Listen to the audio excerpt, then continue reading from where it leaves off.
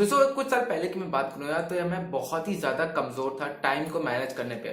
24 घंटे में से तो मैं सबसे ज्यादा जो अपना मोस्ट यूजफुल समय जिसमें मेरे को स्पेंड करना चाहिए, मैं उस पर स्पेंड नहीं करता था। मैं अपने पढ़ाई पे स्पेंड नहीं करता था। मैं नए नए स्किल्स सीखने में स्पेंड नहीं करता था अपना समय। मैं साइड हसल पे स्पेंड नहीं करता था। मैं अपने पर्सनालिटी डेवलपमेंट में टाइम को स्पेंड नहीं करता था, बल्कि उन सारी चीजों, यूजलेस और वर्थलेस चीजों में स्पेंड करता था, जिसकी मदद से मेरे को आज बहुत रिग्रेट होता है। आई एम प्रीटी श्योर आपकी लाइफ में भी कुछ ऐसा जरूर हुआ होगा कि पहले के समय में या फिर आज के समय में आप अपने समय को अच्छी तरह से मैनेज नहीं कर पा रहे होंगे। इंडिया में स्पेशली आजकल का बच्चा जो है बहुत ज्यादा तरीके से टाइम को मैनेज करने में जूझता है कि मतलब उसको वीडियो गेम्स खेलते रहते हैं, या फिर अगर फालतू चीजों में कुछ समय स्पेंड करता रहता है, या फिर कुछ वीडियोस, कुछ वेब सीरीज हो गए, मूवीज हो गए, गेम्स हो गए, या फिर फ्रेंड्स के साथ इतना टाइम स्पेंड करने लगते हैं कि उनका टाइम कभी मैनेज नहीं हो पाता और उनके स्टडीज में, स्किल्स में, साइड हसल्स में वो कभी भी ध्यान नहीं दे पाते हैं। ऐसा क्यों होता है? क्योंकि हम कहीं ना कहीं बहुत चीजों को नेग्लेक्ट करते हैं। ठीक है, अगर आप अपने टाइम को मैनेज करना सीख जाएंगे तो फिर आज आपके समय में जो भी आपको काम करना है वो आप बहुत ही तरीके से, बहुत ही अच्छे तरीके से, बहुत ही फास्ट तरीके से उसको अचीव कर सकेंगे। और इसी के साथ आपका स्ट्रेस भी बहुत रिड्यूस हो सकता है। तो इसलिए आज की वीडियो में मैं आपको यही बताने वाला हूं कि आप कैसे अपने समय को मैनेज कर सकते हैं, समय पे कैसे अपना कंट्रोल पा सकते हैं, अपने समय के ऊपर कैसे चार्ज ले सकते हैं, ताकि आपके पास 24 घंटे होते दिन में, बट आपको ऐसा फील लगेगा यार मेरे पास 40 घंटे हैं और इन 40 घंटों का मैंने बहुत ही अच्छी तरह से उपयोग किया है, बहुत ही फ्रूटफुल इसको तरीके से उपयोग किया है, जो कि आपके ऊपर बहुत ही अच्छा लगेगा। तो चलो इस वीडियो को प्लीज एंड तक देखना, क्योंकि इसमें मैं बहुत ही अच्छे effective ways, time management techniques बताने वाला हूं, जिसकी मदद से आपकी लाइफ बहुत ही इजी और स्मूथ होने वाली है। तो बिना किसी तरह के वीडियो को शुरू करते हैं। Number 1, set goals. अब टाइम मैनेजमेंट का सबसे एफिशिएंट टेक्निक है गोल्स को सेट करना। पहले तो सबसे पहले इंपॉर्टेंट टास्क आता है कि अपने गोल्स को आइडेंटिफाई करो, अपने लॉन्ग टर्म गोल्स को आइडेंटिफाई करना सीखिए। वो लॉन्ग टर्म गोल्स आपके घंटों में भी हो सकते हैं, आगे आने वाले घंटों में, आगे आने वाले दिनों का लॉन्ग गोल्स भी हो सकता है, आपका लॉन्ग टर्म गोल्स महीनों का भी हो सकता है, सालों का भी हो सकता है। ठीक है, तो उन सारे लॉन्ग टर्म गोल्स को आइडेंटिफाई करना सीखो, उसको पहचानना सीखो कि आपका गोल क्या है, आपका टारगेट क्या है, तब जाके उस टारगेट को अचीव करने के बारे में सोचो। नंबर सेकंड में यही आता है कि उन सारे लॉन्ग टर्म गोल्स को आप डिसइंटीग्रेट करो स्मॉलर गोल्स में। ऐसे स्मॉलर गोल्स जो कि आप इजीली अचीव कर सको, ऐसे स्मॉलर गोल्स जो कि आप इजीली मैनेज कर सको। अगर वो सारे गोल्स आप इजीली मैनेज भी कर सकोगे, उसको इजीली अचीव भी कर सकोगे, तो उसको इजीली आप टारगेट करके पूरा कंप्लीट कर सकते हो, उसको पूरा अचीव कर सकते हो। तो इसके करने से आपके टाइम बहुत ही ज्यादा मैनेज हो सकता है और आपको प्रायोरिटी करने में बहुत एफिशिएंट हेल्प हो सकती है। तो बहुत ही इफेक्टिव टेक्निक है कि आपको सबसे पहले गोल को सेट करना पड़ेगा, तब जाके अपने टाइम को बहुत इजीली मैनेज कर सकेंगे। Number second, make a schedule. Schedule बनाना काफी ज्यादा इंपॉर्टेंट होता है एक स्टूडेंट के लिए भी। और अगर आपको टाइम को मैनेज करना सीखना है, इफेक्टिवली मैनेज करना है, तो फिर आपको शेड्यूल बनाना सीखना पड़ेगा। ठीक है, आपको ये शेड्यूल बनाना है। शेड्यूल में पहले तो ये लिखना है कि आपको जो काम करना है, जो आपका वर्क है, जो आपका रेस्ट है और जो आपकी अदर एक्टिविटीज है, उसको मेंशन करना है। बहुत ज्यादा गलती लोग ये कर देते हैं कि शेड्यूल में बस सिर्फ वर्क वर्क वर्क वर्क लिख देते हैं और बगैरह अगली जो आपकी रेस्टिंग फेज होती है, जो आपकी स्लीपिंग साइकिल होती है, उसको आप नेग्लेक्ट करने लगते हैं। जब हमें दिमाग में आता है कि हमको शेड्यूल बनाना है, जब हमें दिमाग में आता है कि हमको यार बहुत ही ज्यादा काम करना है, टाइम मैनेज में इफेक्टिव होना है, तो हम अपने स्लीप्स को नेग्लेक्ट करने लगते हैं, हम रेस्ट को नेग्लेक्ट करने लगते हैं, हम खेल कूद को नेग्लेक्ट करने लगते हैं और बहुत सारे एसेंशियल चीजों को नेग्लेक्ट करने लगते हैं। आपको ऐसा नहीं करना है। शेड्यूल बनाने का सबसे इफेक्टिव तरीका है कि अपने वर्क को भी उसमें प्रायोरिटी दो, अपने जो आपका खेल कूद है, जो कि आपका रेस्ट है, जो कि आपका स्लीप है, वो भी आपको उसको प्रायोरिटी देना सीखो। और वगैरह जो अदर एक्टिविटीज है, जैसे कि फ्रेंड्स से मिलना या फिर फैमिली के साथ टाइम स्पेंड करना, उसको भी अच्छी तरह से अपने प्रायोरिटी दो। क्योंकि जब आपको ये बात याद रखना है कि आपको टाइम के साथ साथ अपनी मेंटालिटी को भी शेप देना है। ठीक है, टाइम तो मैनेज करना ही है, साथ ही में आपका मन का भी अच्छा ख्याल रखना है। जब मन अच्छा रहेगा तभी आपको काम करने में अच्छा लगेगा। तो इसलिए शेड्यूल ऐसे तकनीक बनाओ कि जिसमें आप अपने काम को भी प्रायोरिटी दे रहे हो, अपने रेस्ट को भी प्रायोरिटी दे रहे हो, अपने अदर एक्टिविटीज को भी बहुत अच्छी प्रायोरिटी दे रहे हो। Number third, learn to say no. अब मैं अपने अगर स्टोरी बताऊं तो यार मैं बहुत ही ज्यादा वीक था ना कहने में। ठीक है, जब कोई फ्रेंड्स का कॉल आ जाता था यार कि यार मूवी देखने चलोगे, तो मैं कहता था हाँ जी बिल्कुल मैं मूवी देखने चलूंगा, क्योंकि मैं सोचता था यार ना कहने से लोगों को हर्ट ना हो जाए। बट मैं गलत था। ना कहना बहुत ही ज्यादा एक सेल्फिशनेस नहीं होती, बट एक फॉर्म ऑफ सेल्फ केयर होती है। ठीक है, जब आप किसी को ना कहते हो तो अपने ऊपर पहले देखो आपके पास प्रायोरिटी क्या है, आपके ऊपर जो टास्क है क्या वो तो क्लैश नहीं हो रहा है। ठीक है, तब जाके आप किसी को हाँ कहो। ठीक है, फॉर एग्जाम्पल मैं अपने अपने ईयर्स में बताऊं यार, मैं फ्रेंड्स का कॉल आता था, मूवी देखने चलोगे, खेलने चलोगे या फिर ये काम करने चलोगे, मैं कह देता हाँ। और इसकी वजह से मेरे जो इंपॉर्टेंट टास्क जैसे कि स्टडीज थे, मेरे प्रोजेक्ट्स थे, मेरे साइड हसल्स थे, मेरे स्किल्स के बारे में सीखना था, या फिर वो सब मैं नहीं कर पाता था, मैं उसको नेग्लेक्ट कर देता था। इसका इस्तेमाल आपको नहीं करना है। आपको अगर आपका जो भी कोई टास्क है, कोई आपको इन्विटेशन भेज रहा है, कोई आपको टास्क बोल रहा है करने को, वो अगर आपके गोल से अलाइन नहीं होता है तो उसको ना कहना सीखना पड़ेगा आपको। उसको you have to learn to say no to things which don't matter to you, right. जैसे कि अगर माँ बाप बोल रहे हैं चलो किसी की शादी में चलते हैं, क्योंकि शादी का माहौल है, चलो किसी की शादी में चलते हैं, रिलेटिव ही है, बट अगर आपका कोई काम है, कोई आपका स्टडी है, तो फिर आपको ना कहना आना चाहिए उसमें, उस वक्त आपको ना कहना आना चाहिए। अगर कोई चीजें आपके गोल्स पे, कोई काम को बाधा डाल रही है ना, तो आपको उस पर ना कहना आना चाहिए। ये बहुत अच्छी स्किल है, इसको सीखो, तब जाके अपने टाइम को भी आप मैनेज कर पाओगे। अगर आपको कोई सोशल मीडिया में काम है, ठीक है, सोशल मीडिया में आपको टाइम वेस्ट हो रहा है, तो अपने माइंड को कहो, अपने कॉन्शियस माइंड को कहो कि नहीं, अभी मेरे को टाइम इसमें स्पेंड नहीं करना है, मेरे को टाइम पढ़ाई पे करना है। गेम्स खेल रहे हो, अपने कॉन्शियस माइंड को आपको कंट्रोल करना पड़ेगा कि मेरे को गेम नहीं खेलना है, मेरे को कुछ और काम करना है, मेरे को बेटर दैन मैं स्किल सीख लेता हूँ, बेटर दैन मैं यूट्यूब में जाके, कोई कोर्सेरा में जाके या यूट्यूब में जाके कोई पर्टिकुलर स्किल सीख लेता हूँ, क्योंकि वो मेरे को आगे काम ही देने वाली है। ऐसी अप्रोच रखेंगे, अगर आप ऐसी मेंटालिटी रखेंगे, तो फिर आप अपने टाइम को मैनेज कर पाएंगे और करियर को अच्छा शेप दे पाएंगे। Number 4, use a to do list. अब अगर टाइम मैनेजमेंट की मैं वीडियो बना रहा हूं और अगर उसमें टू डू लिस्ट भी ना रखो यार, तो ये पूरी तरह से वेस्ट हो सकती है, ठीक है। टू डू लिस्ट मेरे ख्याल से सबको पता होगा कितना एफिशिएंट टेक्निक हो सकता है टाइम को मैनेज करने के लिए। टू डू लिस्ट का सीधा मतलब है कि अपने जो भी दिन के टास्क हैं उसको आपको एक पर्टिकुलर डायरी में लिखना है, या तो फिर आप डिजिटल नोटबुक भी इस्तेमाल कर सकते हैं। वहां पे अपने टास्क को लिस्ट डाउन करिए और उसको एक बाय एक करके, वन बाय वन करके उसको टैकल करना चालू करिए।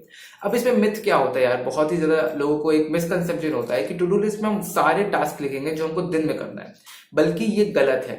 अगर आप अपने दिन के सारे टास्क टू डू लिस्ट में लिखेंगे तो आपको इतना हेक्टिक शेड्यूल हो जाएगा, इतना आपको स्ट्रेस होने लगेगा, इतना एंग्जाइटी होने लगेगा कि आप वो सारे काम कर ही नहीं पाओगे।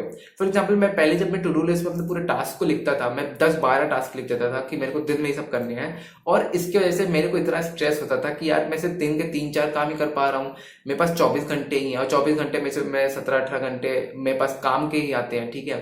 तो मतलब मैं इसको पूरी तरह से, मैं उस टू डू लिस्ट को एफिशिएंटली इस्तेमाल नहीं कर रहा था, इसलिए मेरे को स्ट्रेस होता था। फिर बाद में धीरे धीरे मेरे को रियलाइज हुआ, नहीं, मेरे को सिर्फ टू डू लिस्ट में 3 से 4 क्रिटिकल टास्क लिखने हैं बस, उससे ज्यादा टास्क को नहीं लिखना है। क्योंकि जितना ज्यादा मैं टास्क अगर लिखूंगा, जितना ज्यादा मैं टास्क को हैंडल ही नहीं कर पाऊंगा, तो उतना ज्यादा मैं अपने आप को स्ट्रेस दे रहा हूँ, ठीक है। तो इसलिए मैं वही टास्क करूंगा जो मैं हैंडल कर सकता हूँ, और बाकी के टास्क मैं कल पे करूंगा, ठीक है। तो जो आज इंपॉर्टेंट प्रायोरिटी वाले टास्क होंगे, प्रायोरिटी वो मैं आज करूंगा, जो नहीं होंगे वो मैं कल करूंगा, ठीक है। तो इस तरह से मैं टू डू लिस्ट बनाता हूँ, आपको भी इसी तरह बनाना चाहिए। कोई भी दिन के 4 क्रिटिकल टास्क सोच लो कि वो आपको करने हैं, वो आपको करने ही करने हैं, नो मैटर व्हाट, कुछ भी हो जाए आपको वो करने ही करने हैं। उसी को टू डू लिस्ट में इंक्लूड करो और उसको सेट डाउन करो, उसको ही अचीव करने के बारे में सोचो, ठीक है। नहीं तो फिर खामखा स्ट्रेस होगा, खामखा एंजाइटी होगा, आपको खामखा बहुत ज्यादा काम करना पड़ेगा और इतना हेक्टिक शेड्यूल पे आप कर भी नहीं पाओगे, ठीक है। तो इसलिए अपने हेल्थ को भी देखो और टू डू लिस्ट में सिर्फ क्रिटिकल टास्क को लिखो,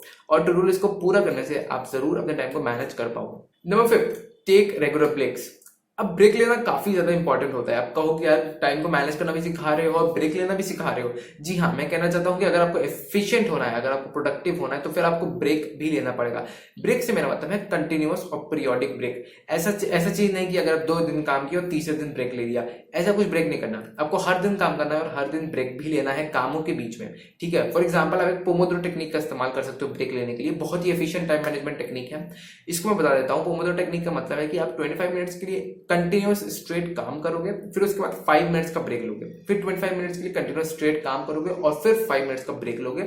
ऐसा करने से आपका जो साइकिल होगा ना, प्रोडक्टिविटी होगा, वो बहुत ही ज्यादा इंक्रीज होगा। क्योंकि जब आप 25 मिनट्स काम करोगे तो आपकी एफिशिएंसी ऐसे इंक्रीज होगी, 5 मिनट्स का ब्रेक लोगे, फिर 25 मिनट्स का काम करोगे, फिर 5 मिनट्स का ब्रेक लोगे, तो एफिशिएंसी आपकी 100% मेंटेन रह पाएगी। आपको ब्रेक लेने के बाद आपको ज्यादा अच्छा महसूस होगा, आपका माइंड क्लियर रहेगा, माइंड में ज्यादा क्लाउडीनेस वाली थिंकिंग नहीं आएगी, टायर्डनेस नहीं होगा, फिटीग नहीं होगा आपको, और आप डिसिप्लिन में रह के अपने काम पे 100% फोकस और कंसंट्रेशन दे पाओगे। तो पोमोडोरो टेक्निक टाइम एफिशिएंट के लिए बहुत ही एफिशिएंट टेक्निक है। इसको जरूर फॉलो करना और ब्रेक लेना, ताकि आप अपने टाइम को अच्छी तरह से मैनेज कर पाओ। Number 6, avoid distractions. डिस्ट्रैक्शंस को अवॉइड करना काफी इंपॉर्टेंट होता है अगर आपको टाइम को मैनेज करना है, ठीक है। अब डिस्ट्रैक्शंस आपके लाइफ में, मेरे लाइफ में दोनों ही अलग हो सकते हैं, ठीक है। आपके लाइफ में कुछ और तरह के डिस्ट्रैक्शंस होते हैं, मेरे लाइफ में भी कुछ और तरह के डिस्ट्रैक्शंस हैं। कुछ लोग के लाइफ में सोशल मीडिया का बहुत बड़ा डिस्ट्रैक्शन होता है, कुछ लोग के लाइफ में फैमिलीज का डिस्ट्रैक्शन होता है कि फैमिली सराउंडिंग्स अच्छी नहीं है, कुछ लोग के लाइफ में फ्रेंड्स का डिस्ट्रैक्शन होता है, कुछ लोग के लाइफ में कुछ ऐसे लोग होते हैं जो कि टॉक्सिक लोग होते हैं, उनको डिस्ट्रैक्ट होता है, कुछ लोग लाइफ में वगैरह अलग तरह के डिस्ट्रैक्शन होते हैं। तो आपको ये समझना पड़ेगा कि आपको उन डिस्ट्रैक्शंस को किस तरह से एलिमिनेट करना है या तो फिर मिनिमाइज करना है। अगर आप एलिमिनेट नहीं कर सकते तो सके तो मिनिमाइज कर दो, ठीक है। एग्जाम्पल के तौर में लेता हूं कि अगर आप सोशल मीडिया से बहुत डिस्ट्रैक्टेड हो, ठीक है, आप इंस्टाग्राम ज्यादा चलाते हो, आप यूट्यूब ज्यादा चलाते हो, लिंक्डइन ट्विटर में खामखा फालतू समय वेस्ट करते रहते हो, रील्स देख के, शॉर्ट्स देख के खामखा अगर फालतू समय वेस्ट करते हो तो उसका सबसे अच्छा तरीका है फ्रिक्शन ऐड करना, ठीक है। सोशल मीडिया में फ्रिक्शन या फिर रेजिस्टेंस ऐड कर दो। मतलब क्या है कि अगर आप अपने आप को ही रेजिस्ट करो, अपने आप को ही रोको इंस्टाग्राम खोलने से, ठीक है, अपने आप को ही रोको यूट्यूब खोलने से, ठीक है, ऐसा कुछ मेथड लगा दो, ऐसा कुछ पासवर्ड लगा दो या फिर ऐसा कुछ वेज लगा दो जिसकी मदद से आपको यूट्यूब या इंस्टाग्राम खोलने में बहुत तकलीफ हो। एग्जाम्पल के तौर में अपने इंस्टाग्राम और यूट्यूब ऐप को एकदम लास्ट होम पेज पे आप ले जा सकते हो, जिसमें से आपको स्क्रॉल करते करते करते करते इंस्टाग्राम यूट्यूब बहुत ही देर बाद मिले, ठीक है। सेकंड तरीका हो सकता है अपने इंस्टाग्राम यूट्यूब वगैरह सोशल मीडिया एप्स को आप डिलीट कर सकते हो। डिलीट करने के बाद जब चलाने का मन होगा इंस्टॉल करोगे प्ले स्टोर से, उसमें लॉग इन करोगे, पासवर्ड डालोगे, साइन अप करोगे, वगैरह की झंझट होंगे। जितना झंझट होगा ना उतना आपका अच्छा तरीका होगा, आप उतना कम आप यूट्यूब और इंस्टाग्राम चला सकोगे, लाइफ और स्मूथ हो पाएगी। तो इसीलिए इन सारी टेक्निक्स को फॉलो करो, डिस्ट्रैक्शंस को अवॉइड करना सीखो। And number 7 the last step is to delegate your task. अगर आप कोई चीज बहुत ही ज्यादा हैंडल नहीं कर पाते हो तो बेटर है कि उसको डेलीगेट कर दो, ठीक है। मतलब है कि एग्जांपल के तौर में अगर आपके प्लेट में बहुत ज्यादा खाना नहीं आ सकता, प्लेट में तो उतना ही खाना रखोगे ना जितना आ सकता है, तो इसलिए आपके लाइफ में भी आप उतने ही टास्क कर सकते हो जितने आपके पास पोटेंशियल है, ठीक है। अगर आप अपने पोटेंशियल से ज्यादा काम करने लगोगे तो नंबर 1 स्ट्रेस होगा, नंबर 2 एंजाइटी होगा, जिसकी वजह से आपका मूड खराब होगा और पूरा समय खराब होगा। तो इसी सबको अवॉइड करने के लिए आपको क्या करना है, अपने जो भी आप टास्क कर सकते हो, जितना आप हैंडल कर सकते हो उतना ही टास्क करो, और जो आप हैंडल नहीं कर सकते हो वो टास्क आ गया है तो उसको प्रोक्रेस्टिनेट करने के बजाय उसको डेलीगेट करना सीखो।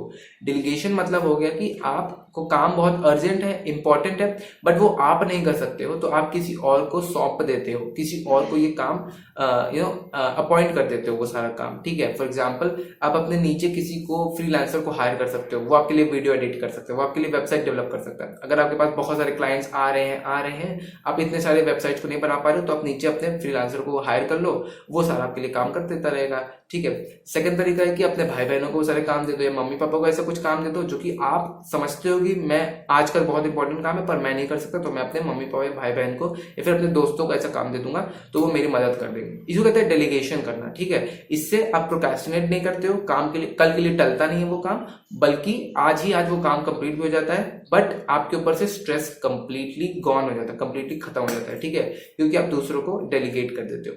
तो ये एफिशिएंट टेक्निक आप इस्तेमाल करके अपने टाइम को इजीली मैनेज कर सकते हो। तो दोस्तों ये थे 7 tips on how you can effectively manage your time. बहुत ही एफिशिएंट टेक्निक है, मैं खुद इसको पर्सनली फॉलो करता हूँ, तो इसलिए प्लीज आप इसको फॉलो करना। आई होप आपको ये सारे टेक्निक्स, ये सारे मेथड्स आपको बहुत आपको अच्छी वैल्यू देंगे, आपको अच्छा एक रिजल्ट ला के देंगे। तो अगर आपको वीडियो अच्छी लगी तो please hit like button, share, subscribe to my channel. मैं इस तरह की वीडियो लाते रहूंगा। मिलते हैं नेक्स्ट टाइम, तब तक के लिए bye, take care, have a good day.